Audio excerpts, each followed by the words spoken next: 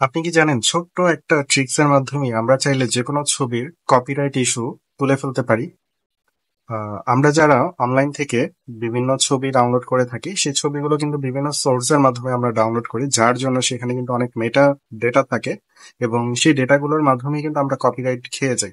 তো আমরা চাইলে ছোট্ট একটা ট্রিক্স এর মাধ্যমে সেই কপিরাইট ইস্যুটাকে রিমুভ করতে পারি। তাহলে আসুন আমরা দেখে নিই কিভাবে আমরা যে কোনো ছবি ডাউনলোড করে তার মেটা ক্লিয়ার করতে পারি। কোনো ছবি মেটা ক্লিয়ার করার জন্য প্রথমে আমাদের যে কাজটা করতে হবে, আমরা গুগল থেকে কোনো একটা ছবি ডাউনলোড করে নিব। তো আমরা হচ্ছে বার্ড লিখে যদি একটা সার্চ দিই, এখান থেকে কিন্তু আমরা অনেক ইমেজ দেখতে পাচ্ছি। যেমন আমরা যদি এই কিংফিশার এই ছবিটাকে যদি আমরা ডাউনলোড করি, ওকে, ছবিটা কিন্তু আমাদের ডাউনলোড হয়ে গেছে।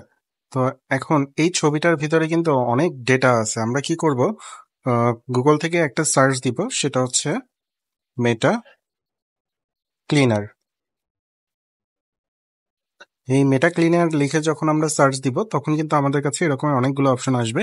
আমরা যে কোনো একটাই ঢুকতে পারি। যেমন আমরা যদি মেটা ক্লিয়ার এইটাই ঢুকি, দেন আমাদের কাছে কিন্তু এরকম একটা অপশন আসবে। এখান থেকে আমরা ড্রপ ইওর ফাইল, দেন আমরা হচ্ছে এখান থেকে মিডিয়া পেকার দিয়ে আমাদের এই যে কিংফিশারের যে ছবিটা ছিল এই ছবিটা আমরা সিলেক্ট করে দিব।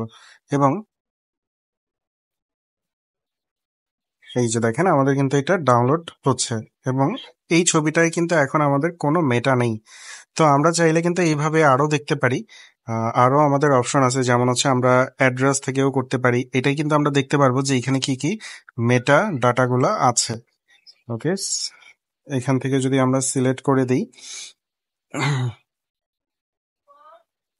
তো দেখেন এইখানে কিন্তু দেখাচ্ছে যে আমার এই ছবিটা আমি যে গুগল থেকে ডাউনলোড করেছি, এখানে প্রচুর পরিমাণে কিন্তু ডেটাগুলো রয়েছে। তো আমি যখন এখানে গেট মাই ফাইল ক্লিন দিয়ে দিব, তখন কিন্তু আমাদের এই ছবির যত ডেটা ছিল ব্যাকগ্রাউন্ডে সকল ডেটা কিন্তু এখান থেকে ক্লিন হয়ে যাবে এবং নতুন করে কিন্তু ছবিটা চলে আসবে। এখন এই ছবিটা আমি চাইলে যে কোনো সোশ্যাল মিডিয়াতে ইউজ করতে পারি।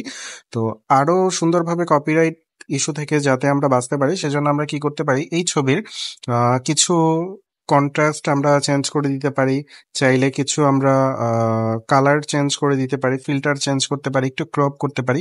তাহলে কিন্তু আমাদের এই ছবিতে আর কোনো ধরনের কপিরাইট ইস্যু থাকবে না এবং মেটাগুলো কিন্তু ডিলিট হয়ে যাবে।